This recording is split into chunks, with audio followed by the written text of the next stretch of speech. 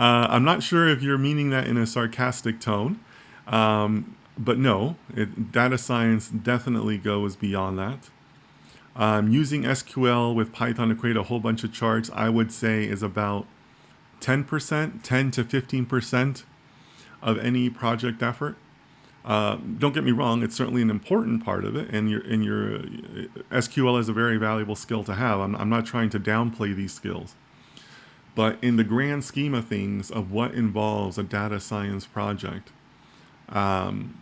no, you're doing a lot more communication and a lot more conversation back and forth than you are SQL and Python.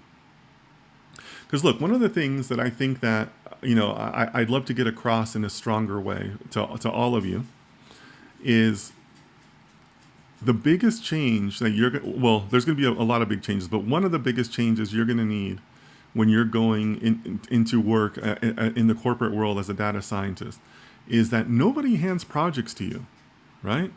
In academia, professors give you projects, right?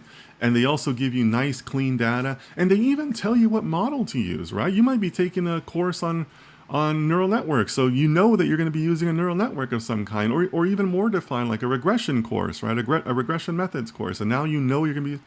That's not the real world. The data is not going to be clean. The model is going to be unknown to you, and more importantly, nobody's going to come to you with the project ideas. In fact, they're going to be looking to you and say, well, hey, you're the data scientist. What should we be doing? What can you help us with? What model are you going to create for us? So yeah, I mean, Eitani, I would say that, start thinking about it from the perspective of who you're helping. Because they're not going to, knowing SQL and Python is only good if you know what you're going after.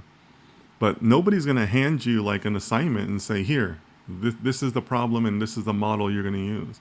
You're going to have to do that. You're going to be the idea guy on your team, right?